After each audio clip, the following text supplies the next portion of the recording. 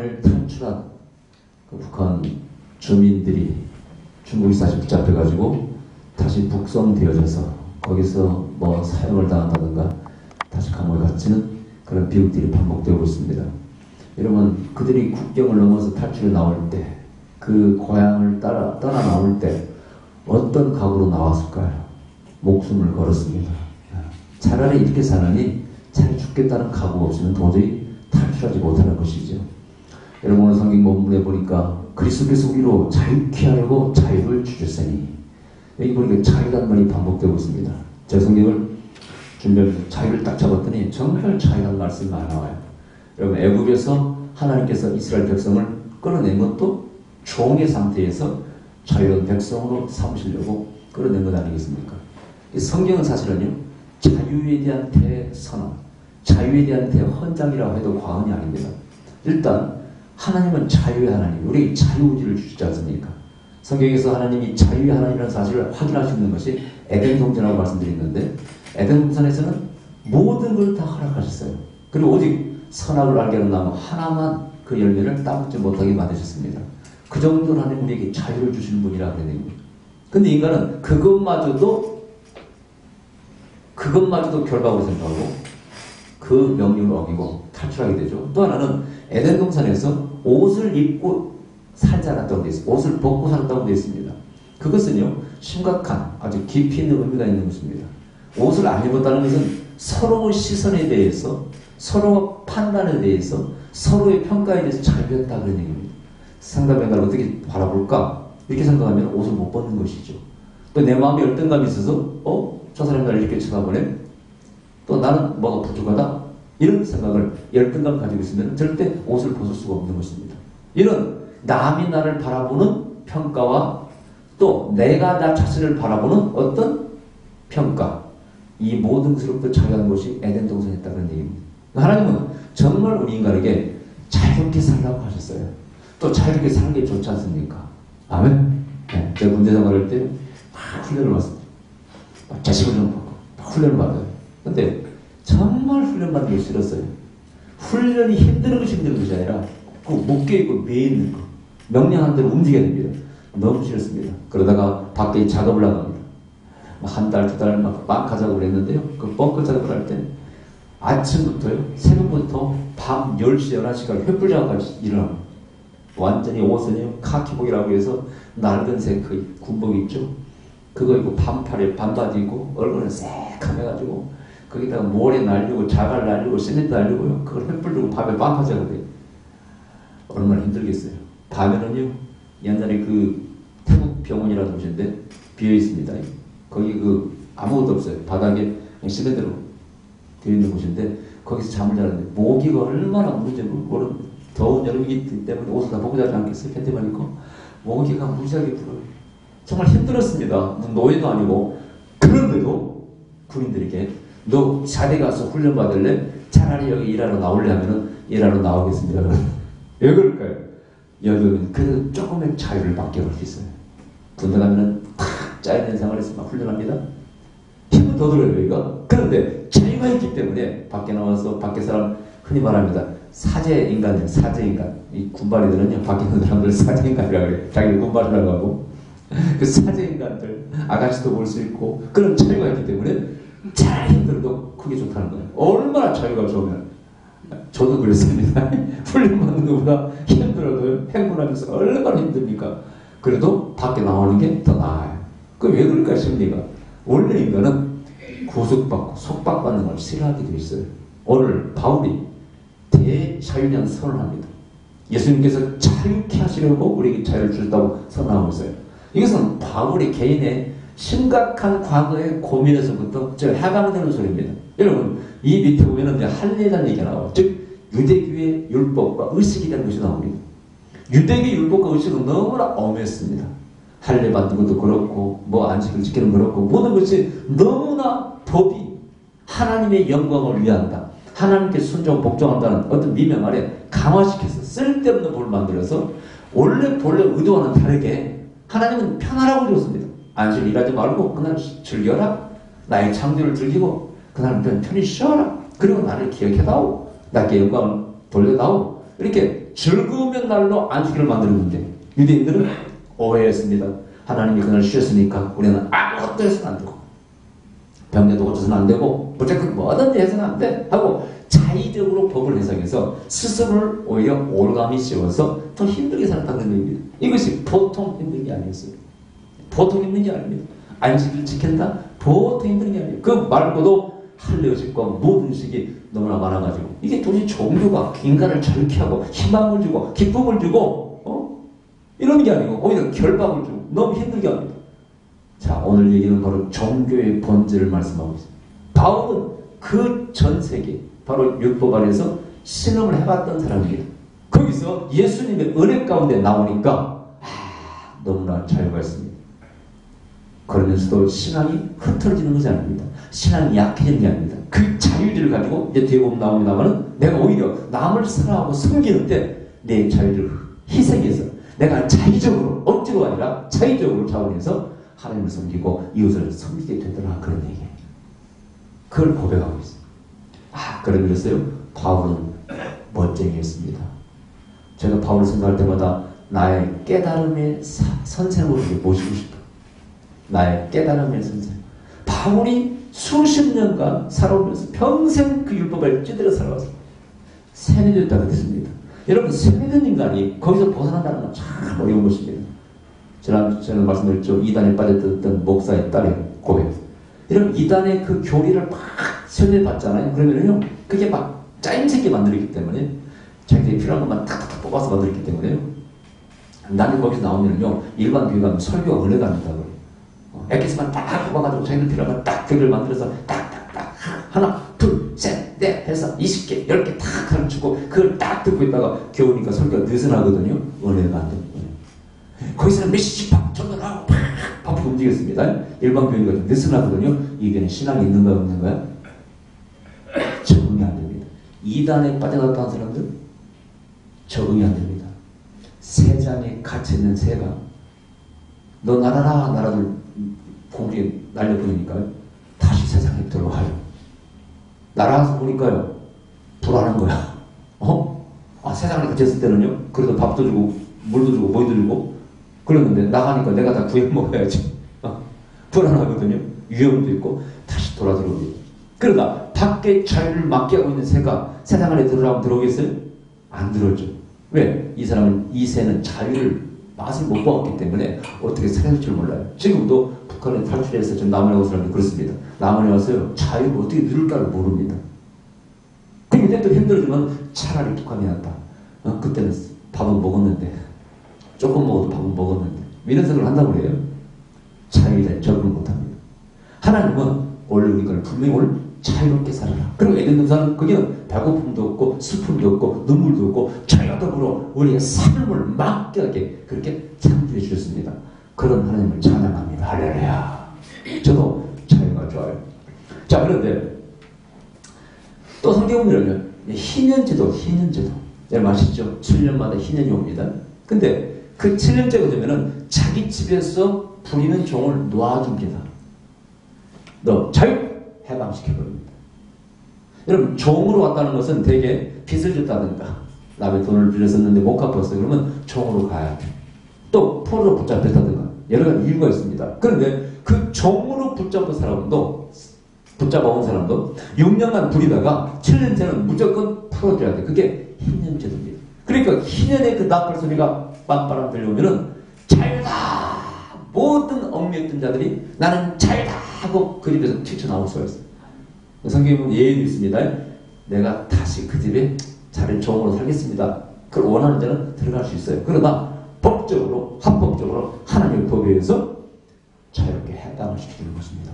얼마나 멋진 법입니까? 여러분 이런 법이 성경 이외에는 없다는 거. 할렐루야. 하나님으로 말미암아 만들어진 이 말씀 외에는 그런 법이 나올 수가 없습니다. 그런 면에서 진짜 성경은 유리합니다. 할렐루야. 하나님의 사상, 하나님의 말씀에 따라서 지어진 책이 성경 아니겠어요? 그죠? 여기는 자유함이 있습니다. 여기는 사랑이 있습니다. 인간의 존엄성이 있습니다. 그래서 그대로 살아라고 말씀하고 그대로만 산다면 우리는 자유함을 만끽하며 살 수가 있어요. 그런데 오늘 하나님께서 저에게 이런 말씀을 했어요. 용감한 자가 누리는 자유에 대해서 말하는 거예요. 용감한 자가 누리는 자유. 이게 무슨 말씀입니까? 자유는요, 용감하지 않으면 못 누린다는 것입니다. 그 용감은 뭘까요? 때때로는 목숨도 걸어야 됩니다. 갤파트리아 미국 주지사는 자유가 아닌 나의 차례에 죽음을 달라고 그랬다잖아요. 독립전쟁 할 때. 근데 용감한 자, 목숨을 걸 정도로 그렇게 용감한 자가 아니면 자유를 누릴 수가 없습니다. 또 이런 말이 있어요. 민주주의는 피를 먹고, 민주주의 피를 먹고 자라. 민주주의를 쟁취하기 위해서는 많은 희생에 우리도 누리지 않습니까? 근데 그 희생하기를 포기하면요, 절대 민주주의를 오지 않는다는 것입니다. 북한도 마찬가지. 여러분, 북한에서도 진정한 해방이 되고 이제 좋은 세상에 오려면요, 민중이 철각하고 목숨을 걸고 저 북한 김정은이 저 정권에 싸워야 됩니다. 그죠? 그것이 없으면 절대 북한의 자유가 올 수가 없어요. 제가 기도할 때 여러분요, 이 남북 통일이 쉽게 온다고 하지 않습니다. 수십 년이 걸린다고 합니다. 김정은이 체제가 무너진다 할지라도 또 제가 볼 때는 중국의 사주를 받고 독재자가 또 북한 공산 지배를 할 것입니다. 지금 중국도 마찬가지잖아요. 그 거대한 나라가 경제적으로 발전했습니다만 지금도 일단 독자입니다. 저거 깨져야 되거든요. 아마 일단 독자가 깨지면요, 중국은 산산조각 날 것입니다. 그걸 무서워서 아마 일단 독자를 안 깰 거예요. 부분적으로만 자유를 허락합니다. 때때로 인터넷도 막 감독합니다. 검사합니다. 그래서 어떤 안 좋은 게 자기 정권에 안 좋은 것이 이렇게 떠돌아다니는 걸 차단시켜버립니다. 지금도 중국이 그렇지 않습니까? 북한은 말할 것도 없고. 우리나라도 그런 짓을 하려고 그러더라고요. 우리나라도 정신 나간 사람들이. 그런데 어떻게 백성의 지지를 받겠어요? 그런 인기가 없죠, 여러분. 자, 그런데 여러분, 자유가 성경에서는 뭘로부터 자유냐? 일단은 오늘 바울이 말하는 것은 바로 종교의 영으로부터 자유입니다. 종교의 의식으로부터 자유예요. 그러니까 종교가 쓸데없는 의식을 만들어서 인간을 괴롭게 해요. 여러분, 때때로 우리도 그런 생각이 들 때가 있어요. 40일 작정 기도합시다. 40일 새벽 기도합시다. 40일 금식 기도합시다. 쉬어요, 어려워요? 쉬어요, 어려워요? 어렵습니다. 여러분, 40일 금식 기도 목숨 걸어야 됩니다. 누가 여러분 의무적으로 하라고 하지는 않았습니다.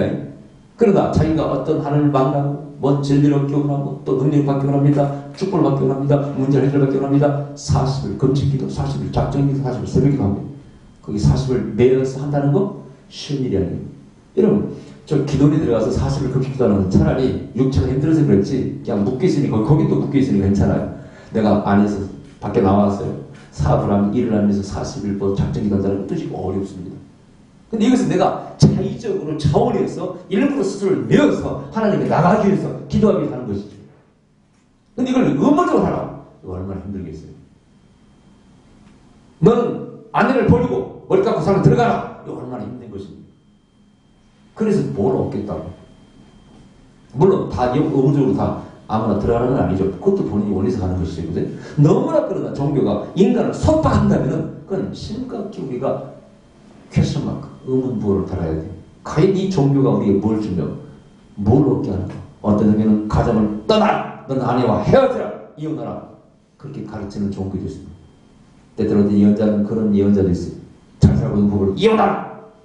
그래서 한 번은 저한테 상담하러 온 어떤 분이 있었어요. 그분은 사모님이, 남편 목사님입니다. 재혼했어요. 그 남편은 기도를 다니는데 기도 원장이, 맨날 이렇게 누군가를 중매했는데 그 중매한 사람하고 결혼 안 하고 이쪽 사모님과 하니까 뭐 미워서 그런지, 짝이 아닌데 결혼했다고 자꾸 헤어지라고 그러니까 이 사모님이 저한테 기도하더라고요. 제가 기도했더니 그랬어요. 그쪽 기도 원장에 대한 하나님 정말 강하게 나. 그 말을 참 쓸데없는 말을 하고 잘못 말해가지고 나의 백성들을 괴롭게 한다고. 너는 싼 것마다 다 무너지리라. 딱 그러시더라고. 그 말씀을 전해드렸더니 그 사모님이 그러는 거. 정말요? 그 기도에서 얼마 전에 무슨 건물 하나를 올렸는데 무너져버렸습니다. 그러더라고요. 싼 것마다 무너져. 근데 그 입으로 범죄. 여러분 예언 조심해야 됩니다. 여러분 사람을 오르가매고 그 예언 하나 때문에 평생을 거기서 벗어나지 못한 사람 같습니다. 너는 북한 선교를 위해서 평생을 바쳐라. 곧 북한이 열리리라. 그 예언을 받은 처녀가 나이 50 넘게 기다렸는데 열리지 않아가지고 저한테 왔더라고요. 뭐 얼굴이 미인입니다. 다 괜찮습니다. 오직 그 예언 하나 때문에 평생을 메어가지고 아직까지도 북한 가보지 못했습니다. 그렇다고 그 예언이 정말 종교형입니다. 이거 바로 얼거 믿는 영입니다. 한 인생을 파괴해버린 것입니다. 제가 저기라도 결혼하시죠? 그랬더니 아이고 이 나이에 이제 결혼하면 뭐 하겠습니까? 이대로 살립니다. 그동안 뭘 해보셨습니까? 예, 북한 열리를 기다리면서 우리 오빠 애도 봐주고 그냥 어머니 모시고 살았습니다. 그러더라고요. 여러분, 우리 하나님이 간혹 이렇게 오해받을 때가 있습니다. 간혹 여러분 사명이 있어서 정말 자기가 자원에서, 성경에 보면은 자원에서 고자란 사람들이 그런 표현 있잖아요. 자원에서 자기가 스스로 자기 의지를 하나님께 내가 이거 드리겠습니다 하고 하나님 영광을 위해서 희생한 사람이 있겠죠. 그러나 어떤 예언이 잘못돼가지고 이렇게 됐다면은 그 사람들의 어떤 종교나 단체의 그 규율이 또 교리가 그러하기 때문에 그렇게 희생해야 된다면 큰 문제인 것입니다. 제가 듣기로 어느 지금 누구 단체도 거기 가면 결혼 안 합니다. 평생 혼자 삽니다. 그래서 거기 사는 사람이 있다고 해요. 뭐 그렇게 죄라고 말할 수는 없지만은 그것이 정말 내 자유로서 그렇게 했다면 문제가 없습니다. 그죠? 그러나 갔더니 예언이 그렇게 돼 있어요. 너는 여기서 돌아와서 그렇게 하라. 이 큰 문제인 것이죠. 그런 어떤 잘못된 예언만 그런 것이 아닙니다. 오늘날 교회가 너무나 외적인 성장주의라든가 잘못된 사상에 기복주의에 매여가지고 그 기복주의 때문에 만들어진 교회가 또 있습니다. 그래서 때때로 헌금을 너무 무리게 요구한다든가 어쩌고 교회에서 요구를 합니다. 그래서 교회가 너무 강하게 시스템을 만들어서 돌리니까 성도들이 지쳐가지고 앞서는 표현했습니다. 그 말하는 자체가 불경선이가 말을 못하고 상담자한테 상담을 합니다. 목사님 이게 맞는 겁니까? 물어요. 개인의 삶은 없습니다. 가정도 파괴되기 직전입니다. 어떤 교회에서는 밤에도 아무나 8시부터 밤 1시까지 기도합니다. 신랑이 견딜 수가 없어요. 매일 아내가 밤 8시부터 새벽 1시까지 기도에 나와서 기도하니 얼굴 꼴을 못 보겠어요. 밤만 자주 나가버립니다. 나는 남편이 분노가 폭발해가지고 막 싸움이 생깁니다. 저한테 찾아와서 어떻게 하면 좋을까? 그럼 외적인 그런 모습이 결국 신랑이 좋다고 말할 수 없어요. 예, 자매님 일주일 반절 나누세요. 반절은 교회 따라가시고 반절은 기도 시간을 아침으로 정하세요. 그 남편이 또 서비스도 하고 아내로서 역할을 하셔야죠. 그게 좋은 신앙이 아닙니다. 그렇다고 그 교회가 세계를 다 구원한 것도 아니고요. 그렇지 않습니까? 너무나 이게 다 종교의 영이에요. 특히 유대인들 그런 율법과 안식일과 이런 모든 그 의식 때문에 지쳐있어. 수고하고 무거운 짐자들아 다 내게로 오라 내가 너를 쉬게 하리라. 이게 무슨 얘기입니까? 그 수고하고 무거운 짐이 바로 사실은 구약의 율법에서 오는 종교적인 짐이었습니다. 지금도 예루살렘에 가면요 열심히 아주 막 보수적으로 자기들 따위 철저히 있는 사람들은요 지금도 수염을 자르라고 그렇게 내립니다. 내가 똘똘똘 말아가지고 이렇게 검모자 쓰고 검모 옷 입고 다니면서 그렇게 하고 다닙니다. 그게 레위기 말씀을 다 지키고 있는 것이죠. 그 다음 조금 열심히 있는 사람은 여기 이렇게 빵모자 같은 거 있죠. 이렇게 그걸 또 모자를 쓰고 다녀요. 그것도 안 쓴 유대인들은 조금 신앙이 없는 사람이라고 자기들끼리. 근데 지금도 꽉 잡힌 사람이 있습니다. 음식도 다 철저히 구별합니다. 네. 음식도 성경 그대로 레위기 말씀 그대로 아무나 먹지 않고 그 다이어트를 지킵니다. 근데 뭐 그 열정 그러니까 그들이 하나님을 말씀을 예수 그리스도를 잉태해서 우리에게 이방인에게 구원의 길을 열어줬으니까 감사하지만은 그러나 종교가 너무나 그렇게 인간을 구속할 때 그 싶은 진리가 있을까 사실 우리가 고민해봐야 되는 것입니다. 네. 그 종교 영으로부터 우리는 해방돼야 할렐루야. 또 번째는 이제 귀신으로부터 해방 귀신. 여러분 성경에서 예수님께서요 수많은 귀신을 쫓아내고 질병을 쫓아내고 고쳐주셔요. 내가 일단 여기서 마귀를 멸하러 왔다 이렇게 말합니다. 하나님 아들이 나타나는 것은 마귀를 멸하십니다. 하나님 아들이 왜 나타납니까? 하나님 종들이 왜 있어야 됩니까? 그것은 바로 마귀를 멸하려고 우리가 다 죄의 종, 마귀의 종, 귀신의 종 노예 상태에 있는데 그것들을 해방시키기 위해서 메시아도 오셨고 또 하나님의 종들이 나와서 복음을 전해왔다는 거예요. 근데 그 귀신이 뭡니까? 우리 생각하는 귀신이 힘이 나타나는 귀신이라고 생각하고 있는데요. 귀신이 그렇게 유치하게 우리를 공격해 오지 않습니다. 물론 성경에 마귀는 인간을 해롭게 하는 모든 것의 근원입니다. 그 책임자가 마귀입니다. 맞습니까? 보세요. 루세 가정에, 욥의 가정에서 욥의 재앙이 왔습니다. 죽었어요. 강도가 왔습니다. 질병이 왔습니다. 재산을 다 잃었습니다. 이 모든 것의 책임은 마귀입니다. 그죠? 그러니까 사실은 모든 것에 안 두는 것, 악한 것의 책임은 근원은 누구라고요? 마귀가 맞습니다. 근데 마귀가 어떻게 해서 인간을 그리는 때는 강도를 보내기도 하고, 때는 질병을 보내기도 하고, 질병이 왔을 때는 병균이 있겠죠. 바이러스가 있겠죠. 의학적으로는 바이러스입니다. 그러나 그 근원은 뭐라고요? 그건 마귀가 뒤에 주장한다 그런 얘기입니다. 이걸 일단 알아야 해요, 성경적. 이 귀신으로부터 마귀로부터 해방은 뭐냐? 아, 인간의 삶을 파괴하고 행복을 파괴하고 인간의 모든 문제를 일으키는 근원이 마귀라는 걸 알아야 돼요. 그것을 우리는 극복해 나가요. 성경에 저 엘리사가요, 엘리로부터 능력을 갑절로 더블로 받고 올 때, 그때 첫 번째로 일으킨 기적이 뭔지 아세요? 여리고성에 물을 고치는 것이었어요. 물이 나빠가지고 꽃을 피우고 나무가 열매를 맺다가 뚝뚝 떨어지는 거예요. 가을에 추석이 아무것도 없습니다. 이것은 영적으로 중요한 의미가 있어요. 우리 인생도 마찬가지입니다. 별뜻 사는데 열매가 없습니다. 늘 괴로워, 힘들어요, 배고픕니다. 그때 엘리사가 물을 고칩니다. 새 그릇에 소금을 담아서 너는 물 근원에 가서 던지라, 이런 말씀이 있어요. 여러분, 물이 흘러가는데 뭐 근원이라 던지면 무슨 의미가 있어요? 흘러나와 버리는데, 이것은 바로 기적을 일으키는 어떤 원리입니다. 원리. 그걸 믿음의 행위라고 해요. 기적을 일으키는 믿음의 행위. 이것을 통해서 하나님 기술에게 뭔가 주는 메시지가 있어요. 근원에 가서 던지라! 그것은 어떤 문제를 해결할 때 뭐부터 고쳐야 한다고요? 눈에 보이는 것이 아니라 근본적인 근원적인 것을 우리 고쳐야 돼. 아멘. 네. 여러분, 암을 치료할 때 암이 이렇게 생겼습니다. 그러다 보니까 피부에 무슨 종기가 드러나서, 사실은 종기는요 뿌리가 아니지 않습니까? 그 뿌리는 안에 있는 것이지. 한의학적으로 보면요 거의 모든 병이 다 장기에 생겨요. 오장육부에서. 오장육부에 뭐가 약하니까 얼굴이 나타나는 거예요. 왜 이가 붉을까요? 광대뼈가. 한약적으로 심장이 열이 있으면 붉어요. 눈이 안 좋습니까? 간이 안 좋으면 눈이 나쁘다. 한약의 원리예요. 그러면은 눈 한약 아무리 넘어가지 않았습니다. 뭘 고쳐야 돼? 간을 고쳐야 됩니다. 오장육부를 고쳐야 됩니다. 그게 의학적으로 발견한 원리입니다. 영적인 세계도 마찬가지입니다. 여러분, 성경에 보면은요, 네가 우상을 섬기면, 네가 귀신을 섬기면, 그게 어떻게? 계속 3, 4대 저주가 내려가. 3, 4대라는 의미가 있어요. 딱 3대가 아니고 4대까지 내려갈 수 있고 더 내려갈 수 있다는 얘기입니다. 가끔 제가 기도할 때 그 사람은 주위의 그 영적인 배경을 봅니다. 제 영의 특징이 있죠. 당신만은 불교이 강합니다. 당신만은 무슨 우상숭배이 강합니다. 이 지적을 해주지 않습니까? 아이고, 우리 아버지가 목사인데요. 우리 집안 아무 관계없는 것입니다. 그건 아무 관계 없어요.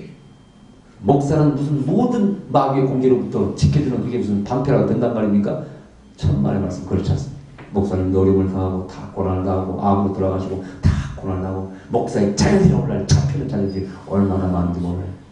저희 상담하는 분들 보면 목사님의 자녀들이 특히 정신적으로 막 어려움을 겪어요. 상담을 하는 겁니다. 그 중에 보면은요, 이제 나중에 말씀드리겠습니다만, 어떤 사람은 인터넷 게임, 컴퓨터 게임 묶여 있습니다. 방에 들어서 나오질 않습니다. 그런데 그 중에 특히 목사님 자녀들도 그렇더라고요. 걱정스러워요. 우리 무슨 걱정스럽다. 게임을 너무 좋아해. 걱정스러워. 잡히면 그렇게 되는 것이죠. 예외가 없습니다. 목사의 직분이 그걸 막아주는 방패막이가 아니라니까요. 착각하지 마세요. 이게 다 성경에서는 궁극적으로는 마귀라, 귀신이라고 말씀하고 있어요. 이 세계를 먼저 인정해야 돼요. 영적 싸움을 할 때 우리는 뭘 공격해야 됩니까? 그 배움의 영을 공격하는 것입니다. 여러분, 그래서 이 땅 위에도 뭐였어요? 보이세요? 한냉 정선이 내려오면은요, 한 여름에도 우박이 떨어지죠. 온난 전선이 내려오면은요, 한겨울에도 꽃이 핍니다. 그죠? 이게 부닥칠 때 거기에서 천둥이 일고 낙뢰가 떨어지고 우박이 떨어집니다. 그죠? 마찬가지로 영적인 충돌이 있을 때 가정에 비극이 옵니다. 예언하는 사람은 그걸 정확히 압니다. 당시 말이죠. 어떤 역사입니다. 제가 지적을 많이 해주잖아요. 제 예언의 특징이죠. 그 사람들이 이해를 못한 사람이 많죠. 기분 나쁘다. 기도가 들어갔더니 무슨 문제만에 무슨 역사하고 무슨 사망의 역사 해가지고 진짜 그 뒤에 우리 집안이 3명이 죽었다는 거. 무서워서 못 가겠대. 여러분, 우리 교회 온다고 다 그런 예언 하는 건 알잖아요. 축복에 대한 예언이 나는 사람도 있고. 그러나 그런 문제가 있을 때 하나님 말씀하시는 거고, 그걸 싸우라고 경고하고 가르쳐주는 것이죠. 그죠? 그럼 모르는 사람은 두려워합니다. 근데 그걸 몰아내야 돼. 그것이 지배하는 나는요, 영적으로 평형이 있어 지배하는 나는 하는 가정에, 집안에 고난이, 고통이 계속 따라옵니다. 특별히 자녀에게, 특별히 그 귀신 역사가 살아있어요. 그럼 자녀가 어렸을 때부터 질병을 겪는다든가, 앞이 풀리지 않고, 딴 데 보면 되게 또 정신적인 질병, 여러 가지 고통을 겪는 걸 많이 봅니다. 그래서 근본적인 원인은 바로 배움의 영입니다. 그걸 차단해야 돼. 귀신으로부터, 마귀로부터 해방받아야 돼. 네. 제가 잠깐 어떤 글을 읽었는데, 어떤 청년이, 30대 청년이 간증해. 이 사람이 참 힘든 집안에 태어났어요. 아버지가 첩을 두고 살아요. 그래서 그 어머니는 아버지를 원망하다가 개가해버렸어요. 고모도 20대에 자살해 죽었고, 어쩌고저쩌고. 삼촌은 또 정신병 귀신 들렸습니다. 삼촌은 막 칼을 들고 막 바다를 떼어가고 들을 막 뛰어나가서 하늘 쳐다보면서 나와 가위바위보 하자. 하나님하고 가위바위보 한다. 가위바위보 하고. 그런 정신병을 골치 아픈 집안입니다. 자기도 학교 다닐 중퇴했어. 그러다 우연히 나쁜 짓만 사기를 치고 도둑들도 하고 나쁜 짓만 하고 다녔는데 우연히 그러니까 중국에서 무슨 홍삼을 수입에다 파는 것을 루트를 알아가지고 그걸 갖다 팔면서 돈을 많이 벌었어. 돈을 많이 벌다가 이제 막 도박, 막 인터넷 게임에 중독하고 컴퓨터 막 이런 데 막 빠져 있습니다. 술 마시고 맨날 삽니다. 술 마시고 자고 술 마시고 깨고 성격이 강부해집니다. 교만해져서 돈도 벌었기 때문에 심지어 자기가 키우는 애완견에다 패투돼요. 그렇게 막 책임집니다. 그걸 보면서 자기도 두려워요. 피를 입에 죽는 자기 애완견을 보면서 자기가 무서운 거예요. 고칠 길이 없어. 어느 날 고향에 갔는데 할아버지가 그러길래 너의 삼촌 논단다. 좀 있으니까 정신병을 했던 삼촌이 온 거야. 근데 그 삼촌이 오자마자 동네로 나가더래요. 그러니까 할아버지가 그러길래 너희 삼촌은 전도로 간단다. 그 귀신 들려가지고 말이야. 하늘나라에서 가위바위보 자가 삼촌인데 동네로 전도로 간 거예요. 이분이 예수 믿고 완전히 변화된 거 있죠. 귀신 떠나면 치료가 된 겁니다. 그래서 전도자가 되어버렸습니다. 그날부터 그 삼촌이요. 이 조카에게 계속 복음을 전합니다. 그래서 이 사람 안 됐습니다. 술 마시고 맨날 가위 눌리고 돈은 벌어요. 근데 불법이래요. 또 그게. 근데 또 그걸 막 악순환. 그날 누구를 받은 성경 하나가 영어 성경책 이렇게 자기 책상에 있으면 너무 고통받고 있다가 그 성경책을 깨안고 막 자기가 좀 하나님께 막 호소를 했대. 그러면서 기도하다 어쩌다가 하나님께 정말 역사하셨어요. 이 자기를 잡고 있던 귀에 떠나갔습니다. 그래서 막 머리에 종기가 나면 머리가 빠지고 고름이 나오고 흉악한 그런 심신이 황폐한 그런 사람을 바뀌었는데 정말 통에 자극하고 섭리 통일시킬 때는 막 통곡이 나오지 않습니까? 작동으로 통곡이 나오면서 자기 막 과거의 삶이 다 이렇게 보여지기도 하고 그러면서 그런 회개, 우리 전통적인 그리스도인의 회개 과정이 있죠. 성령의 회개. 그런 과정을 거치면서 세상이 거듭났어요. 그리고 다 낫고 이 사람이 교회를 나가요. 그리고 자기 죄를 알게 되고 그것도 불법이라네요. 팔면은 그거 딱 끊고 중국 홍삼 끊고 나이가 또 하나님께서 기도하니까 좋은 일인데 내가 싸게 또 어떤 그 홍삼 기계를 만드는 그런 가게를 인수해서 팔게 되면서 돈은 더 배로 벌게 돼요. 제가 이제 청년부생 친구들 제일 많이 하는데 완전히 결혼해서 새로운 가정을 받았습니다. 그래서 뭐라고? 귀신으로부터 해방이라고 그 가정 제목을 담았더라고요. 귀신으로부터 해방. 우리 예수 믿는 사람들은 정교 50분이 아닙니다. 귀신으로부터 해방돼야 돼. 아멘. 그게 눈에 보이는 것은 질병이요. 눈에 보이는 것은 실패요. 그런 것들은 보이지만은 영의 영문하고요. 귀신이라 마귀라. 그 사람들은 자유케 되어야 됩니다. 할렐루야. 여러분, 제가 집회 다니니까 많은 사람 만나지 않습니까? 저는 또 한번 기독교원 전도 다닐 때 제가 청년을 만났는데 딱 기대봤더니 집안이 진짜 막 우상숭배, 무당이 막 역사하더라고요. 사고나가지고 왔어요, 병원에. 그래서 제가 딱 얘기했더니 청년이 그런 거, 예, 맞습니다. 자기 어머니가 무당이었대. 그래서 자기는 자기 막 인생을 저주하고 자기 어머니가 무당이었기 때문에 빠져나가려고 노력을 많이 했대. 근데 교회에 나가라는 말도 많이 들었고요. 거기서 나오려고 교회도 가봤대. 근데 교회를 나가는 날, 나가기만 하면은 귀신이 기가 막히게 하면요. 자기 어머니를 공격한답니다. 교회만 갔다 오면 자기 어머니가 막 쓰러진대. 그럼 병원에 싣고 가고, 이게 반복되는 거예요.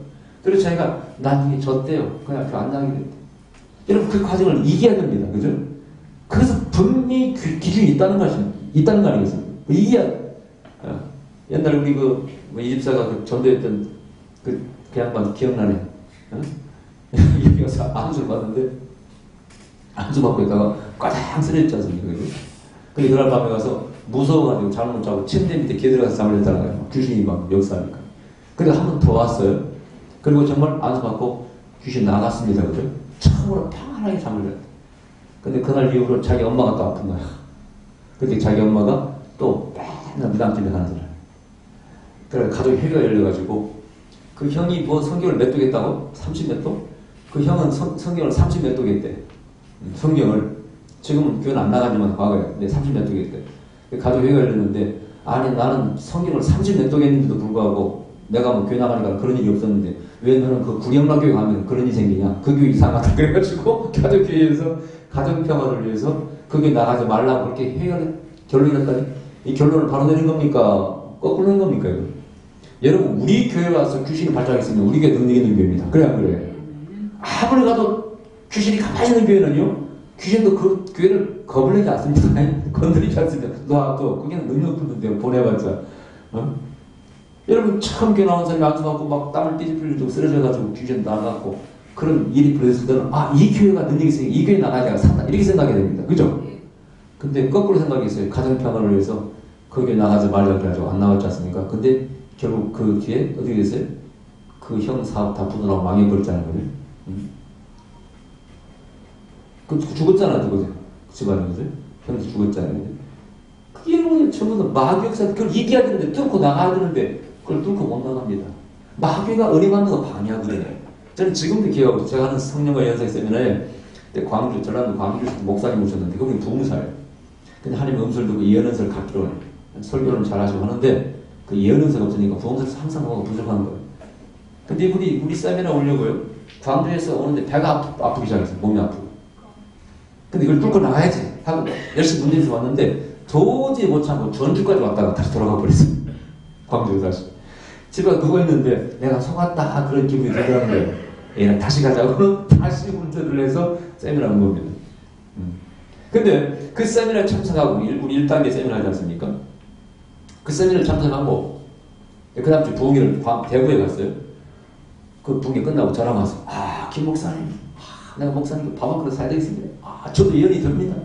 예? 뭐예요? 얘기해보라고 했더니 나는 목사님 이름만 딱 가지고 예언하는데 너무 부럽고 은혜를 받고 싶었는데 그게 안 돼가지고 같은 부흥사지만 그랬는데 이번 집회 갔더니 황금 봉투를 딱 보는 순간 말씀이 팍 튀어나왔더니 속에서 뭐가 에라 제가 감정을 믿잖아요. 무식하게 단수 팔다에 영감이 하라 그랬지 않습니까? 에라 목사님 말씀대로 한번 해버렸으니 나오는 걸 해버렸더니 집회가 끝난 다음에 성도들이 목사님이 너무 정확합니다 하고 어떤 성도가요 50평을 건물을 내놓으면서 목사님 여기 가서 목회하시죠. 50평이 나왔는데 목사님과 광주에서 목회해야 됩니까? 아니면 대구에서 개최해야 됩니까? 같이 하는데 또 묻는 거예요. 그 목사님 가서 꼭 밥을 한 그릇 사겠습니다. 제가 볼 때 그 뒤에 어떻게 됐는지 모르겠어요. 근데 밥을 사러 안 왔으니까 안 왔습니다. 말만 그랬고 근데 그분이 거기서 광주에서 전주까지 와서 그 마귀의 공격에 실패한 것이죠. 물러간 거. 퇴보했습니다. 졌어요, 한마디로. 이건 마귀의 공격이 깨닫고 왔습니다. 승리했습니다. 할렐루야. 그분이 아니에요. 한 분은 그때 그 성결교 신학교에서 그 식사를 행사하면서 식사를 먹다가 도시락 300ml가 집단 식중독 걸린 사건이 근데 뉴스도 보도되어 있어요. 그때 그 행사에 참여했던 목사님이 또 우리 세미나 오게 됐는데 오자마자 배가 아프다고 막 그러더라고요. 지금 난리가 났다는 거예요, 다. 저도 지금 참고 왔다는 거예요. 그 식중독 걸렸는데 참고 오신 거예요. 그러니. 오자마자 목사님 좀 아주 해달래. 지금 난리가 났대 지금. 그때 일반 TV다 뉴스 나왔습니다. 근데 집단 식중독. 근데 안수게 해줬어요. 또 감독님 괜찮다 이제 아주 봤거든요. 그 세미나 참석했습니다. 이분이 찬양 리더예요. 찬양 리더. 그 세미나를 참석하고 갔는데 그 다음 세미나 와서 하는 말인데 목사님 그때 제가 정말 오기를 잘했는데 그 배 아픈 걸 참고 왔는데 놀라운 것은 자기가 찬양 인도를 뭐 많이 해왔는데 한 번도 자기가 찬양 인도할 때 막 앞서 울고 막 그런 사람이 없었대. 자기 고백에. 근데 그 1단계 참석하고 그 식중독을 뚫고 와가지고 은혜 받고 가가지고 찬양을 인도하는데 막 청년들이 울고 막 생전 처음 성령이 터치하는 그런 찬양을 인도했다고 그걸 간증해 왔습니다. 근데 그분이 뭐 어떤 다른 계획이 있는 걸 다 포기하고 다시 찬양 리더로 다닌다는 간증을 해왔습니다. 여러분, 그 배우의 영이 있습니다. 그걸 인정해야 됩니다. 그럼부터 자기가 해방돼야 돼. 아멘. 그 영을 몰아내야 돼. 그게 진정한 영적 전쟁 아니겠습니까? 귀신은 말로부터 해방입니다. 자유케 돼야 돼. 할렐루야. 끝으로요. 이제 우리 생각과 습관, 관습부터 해방이 돼야 돼. 이게요. 가문으로부터는 집단 무의식 속에 들어있다든가 어떤 조직으로부터는 가정으로부터는 어떤 생각, 관습 이것이 인간을 다 묶어놓습니다. 그 대표적인 게 우리가 예배드릴 때 우리가 막 뺑가를 치고 춤추고 찬양하지 않습니까? 다른 교회 사람들 이상하다 할 겁니다. 그죠? 그러나 성경 말씀에 전혀 우리 이해되지 않습니다. 모든 어깨로 찬양하라. 하나님 한국에 오시면은요 피아노 듣는 거 질려요. 그건 많이 들었어. 미국에서도 들었고 다 들었어. 야, 한국에는 다른 학교 없냐? 또 다른 학교로 애들을 들어라. 그래서 하시는 게 싸는 게 모든 학교로 찬양하라고 했잖아요. 성경이. 우리 꽹과리가 얼마 줬어요? 깽깽깽깽깽. 근데 이것을 보는 순간 어째 이상하네. 교회가 왜 이래? 그 사람이 지금 과거에 자기의 관습 생각이 묶여 있는 것입니다. 그래 안 그래요? 제가 예언자 교회로서 그걸 깨려고 그렇게 이제 더 열심히 하는 것입니다. 오늘 또 꽹과리 찬양할 때 내가 음식이 다 들려오더라고요. 특별히 오늘 하나님 위로하시는가 그런가 모르겠어요. 꽹과리 치는데 내가 진정 이런 일을 기뻐한다고 말씀하셨어요. 몸과 마음으로 부끄러움도 무릅쓰고 오직 주님을 바라보고 무엇이든지 간에 가지고 확 주님을 높이는 그 경기와 찬양을 하나님께서 싫어하신다고요? 그런 하나님 이상한 하나님이죠. 그렇지 않겠어요, 여러분? 그런 하나님 이상한 하나님이에요. 저는 할 수가 있으면 지금 꽹과리 찬양 다 갖다 해드리고 싶어요. 우리 것부터 드리고 싶어요. 왜? 피아노는 성경이 없는 악기입니다, 여러분. 신디가 성경에 있는 악기입니까? 없어요.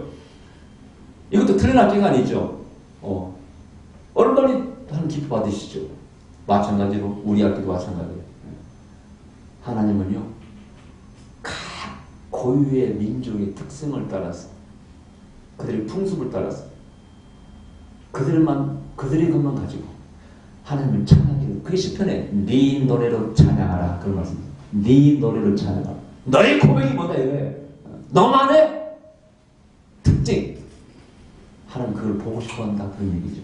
그런 예배가 살아있는 예배가 아니겠습니까? 다 하나님 따라하는 것보다 그죠? 이것도요. 이 생각을 바꾸려면 어렵습니다. 수없이 세뇌되어 왔거든요. 몸에 익어왔거든요. 그거 버린다는 거 어려운 거예요. 여러분 춤추는 거 들으지 않습니까? 춤 봐서 보고 막 기뻐하고 춤추는 사람은 가만히 앉아서 예배 못 드리거든요. 재미없거든요. 그러나 처음 이걸 깬다는 것은 아주 어려운 일이에요. 저도 마찬가지였습니다. 정말 힘들었어요. 춤춘다는 것이 너무 힘들었어요. 도저히 할 수 없었어요. 왜? 내 성격과 안 맞아. 내 집안 분위기와 성장 과정이 안 맞아. 내가 커온 교회 장로교 통합적 예배 안 맞아. 그러나 성경이 돌아가니까 이스라엘 민족은 다 춤추고 찬양이 있습니다. 여러분 유대인들은 춤추는 게 아니라 기본입니다. 결혼식 때 그 동영상 보세요. 제가 우리 카페 올려놓은 거 춤추고 막 할아버지 랍비도 춤춥니다. 할아버지 랍비가 춤을 춰요. 상상도 못할. 왜? 그들은 우리들의 하나님은 노래와 춤의 하나님이라고 믿고 있을 사람입니다. 우주를 창조할 때도 태초에 빛이 쓰라 하니 노래로 창조했대. 노래로 빛이 쓰라 아주 오페라식 찬양이 창조했대. 하나님께서 그렇게 믿고 있을 때들은. 그러니까 그들은 음악이 아주 이 뭐에 배어 있어요. 금요일에는 공원에 나가면은 서로 모르는 사람끼리 이렇게 춤춘다고 사람 유대인들. 얼마나 즐겁겠어요. 생각해 보세요. 얼마나 즐겁겠어요, 여러분요. 근데 우리는 그걸 이상하게 봐. 누가 잘못된 겁니까? 우리가 잘못된 겁니까? 그 사람이 잘못된 겁니까? 그 생각과 관습이 잘못됐을 때 그 고치는 거 어렵습니다. 그러나 거기로부터 자유를 해봐야 돼. 할렐루야. 아멘. 랄랄랄랄랄랄라 춤을 춰봐야 돼. 하나하나 손잡고. 제가 누차 강조하는 것. 우리 기독교는 너무 문화가 없다는 거. 너무 문화가 없어. 빨치산도 말이야. 태백산맥이 있을 때 심심하고 재미가 없으니까 막 군무를 추잖아. 빨치산도 그죠? 우리는 뭐야? 춤추는 게 나쁜 죄악입니까? 항상 하는 얘기, 교회가 찬송을 만들고, 우리 구릉나기 찬송을 만들고, 우리만의 독특한 춤을 개발해서, 우리 구릉나 교인들 모일 때마다 춤추면 얼마나 좋겠냐 그런 얘기예요. 예, 가는 곳마다 그런 얘기를 하는데, 그건 재능이 있어야 또 하겠더만요. 재능이 있어야겠어요. 여러분, 자유할 필요가 있습니다. 하나님께서 그걸 절대 우리 구속하지 않습니다. 네 마음껏 찬양하라고 말씀하십니다. 할렐루야. 그래서 차 운전하면서 랩으로 이렇게 운전하면서 하면 또 저는 그걸 잘하거든, 차 안에서. 근데 참 랩도 어렵더라고요. 하나님이 세상을 이처럼 사랑, 이 박자 한마디는 안 되더라고요. 하나님이 세상을 이처럼 사랑하사 턱생차를 막 해봤더니 안 맞으니 어려워, 이게. 근데 그렇게 할 수 있다면 재밌겠더라고요. 그죠? 뭐 젊은 애들만 할 수 있어요. 우리는 못합니까? 얼마나 재밌어. 저는 어렸을 때 예수 믿기 전에 그 서영철 씨가 옛날에 뭐죠? 이거다 저거다 말씀 마시고 산에 범을 잡고 데려가고 저 어렸을 때 그거 많이 해봤어요. 제가 어렸을 때는 상당히 그 개그맨 흉내를 많이 했어요. 코미디 흉내를. 그 제일 잘 냈어요, 제가. 요즘 실력이 더 가버리더라고요. 좀 남은 걸로 좀 동생으로 다니는 좀 남은 걸로. 근데 어렸을 때는 아주 잘해서 흉내를 잘 내고 제가 그랬는데. 어쨌든 이 인생은 자유롭게 사시고, 할렐루야. 즐겁게 사시고, 하나님도 자유롭게 믿으세요. 단 이제 바울의 결론이 뭐냐? 네 자유를, 너는 자유자다는 얘기. 여러분 고린도후서 3장 10절에 보면 예수의 영은 자유이라고 말씀. 예수에 계시면 자유가 있다고 말씀하세요. 그죠? 성령 안에 사는 사람은 자유로운 것이거든요. 뒤에 보면 나옵니다. 5장에 보면 성령 쫓아가라. 근데 성령은 자유인데 그럼 우리가 자유를 오버하다 보면 어떻게 되겠어요? 이제 방패자가 됩니다. 당화가 되죠. 이것을 제하려면 어떻게 된다고요? 성령을 쫓아가라. 그래야 사랑과 희락과 화평과 자비와 어리석음과 충성과 온유와 절제 9가지 열매가 맺힌다고 해서 잘 들어보세요. 자유하시되 뭐라고요? 성령을 쫓아가라. 두 번째, 자유하되 이제 더 높은 차원의 삶을 살기 위해서 어떻게? 네 자유를 어떤 옳은 일을 위해서 구속을 시켜버리는 거예요. 아멘. 그래서 더 이상 주의 종이 아니라 너는 그리스도의 종이 돼. 주님의 종이 돼. 남을 섬기기 위해서 종이 돼. 내가 할 수 있지만 남이 그걸로 실족할까 두려우면, 실족할까 염려가 되면 그걸 참아. 아멘. 그런 자기 자유를 구속하는 단계에 올라가야 됩니다. 아멘. 이제 자유다 아무거나 하면 안 됩니다. 그건 어린아이죠. 할 수 있는 것도 선한 것도 때때로 남에게 오해를 불러일으킬 수 있다면 아니하는 것이 성경의 자유요. 그것이 최고의 글쓰기 윤리입니다. 할렐루야. 그 단계까지 나아가야 됩니다. 어쨌든 그러나 용감해야 됩니다. 아까 말씀드린 관습, 생각으로 벗어난다는 거 잘다는 거 어려워요. 용감하지면 안 됩니다. 바울이 말이죠. 수십 년간 찌들어 살았던 그 교리와 의식을 팽개친다는 것은요. 정말 어려웠어요. 용감하지 않으면 절대 그런 자유를 누릴 수가 없습니다. 여러분 용감하시기 바랍니다. 우리 교회는 용감한 교회입니다. 여러분 다 아시다시피 게임 가르치다가 교회 다 나가버리고 중간에 다 나갔잖아요. 처음 사람마다 살펴보다가 다 나가버리고 설교도 안 듣고 가버렸잖아요. 그래서 그럼 여러분 경험했지 않습니까? 그때만 제 마음에 깽가를 치지 말까 벨로사에 다 들더라고요. 그러나 아까 깽가 칠 때 성령께서 말씀하셔. 이것이 내가 진정으로 기뻐하는 예배로다. 할렐루야. 미국의 목사님들은요 설교하기 전에 여기서 피아노 치다 올라옵니다. 드럼 치다 올라옵니다. 목사님이. 처음엔 이분이 강사님이야? 몰랐어요. 근데 이분이 강사님이에요. 드럼 치다가 아무개 목사님 설교하시겠습니다. 소개하니까 이분이 올라오더라고요. 근데 그분들의 사상이 뭐 있어요? 참 뭐 있어요? 나도 설교자이기 전에 경배자입니다. 아멘. 나도 설교자이기 전에 경배자입니다. 그러니까 내가 설교할 때는 설교자로 서 있지만은 경배할 때는 나도 한 학기를 가지고 하나님을 경배하고 싶다 그러네. 제가 깨달은 일을 알겠죠. 나는 그들에게서 그런 스피릿, 영을 배웠어요. 그 정신을, 소울을 배웠습니다. 아, 옳도다.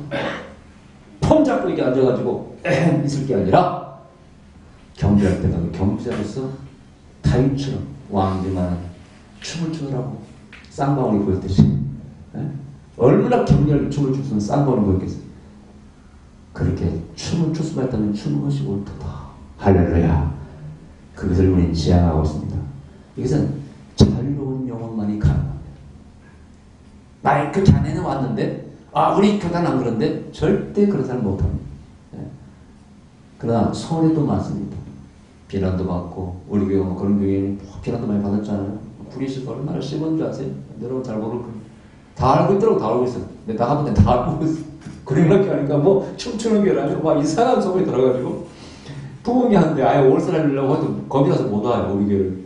그러나 제 생각에 한국에 적어도 이런 예언자의 교회, 성경대로 하려고 노력하는 교회, 이런 교회가 하나쯤 있었다고 믿습니다. 아멘.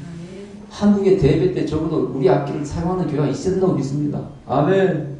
예. 그게 진리 아닙니까, 여러분? 왜 서양 악기를 인정하면 우리 걸 인정하지 못합니까? 그렇다고 우리가 서양 악기를 배경하는 것도 아니고 다 우리 교회 있잖아요. 누가 오는지는 하늘에 가면 아시겠죠, 그죠? 여러분 자유하시기 바랍니다. 마음껏 예비도 하나님을 즐거워하시기 바랍니다. 자유자로서. 아멘. 용기 있는 자가 그 자유를 누릴 수 있습니다. 기도드립시다. 그러하신 우리 아버지 감사드립니다. 우리의 아집을 깨뜨리게 하시고, 우리의 잘못된 경험과 생각을 깨뜨리게 하시고, 주여 진실로 하나님 원하시는 게 뭔가를 알게 하시며, 자유자로 우리를 세우셔서 그 자유를 누리게 하시고, 최종적으로 그 자유를 하나님의 영광을 위해서 또 구속할 수 있는 그런 경지까지 올라갈 수 있는 저희를 되게 하여 주시옵소서. 예수님 이름으로 기도하옵나이다. 아멘.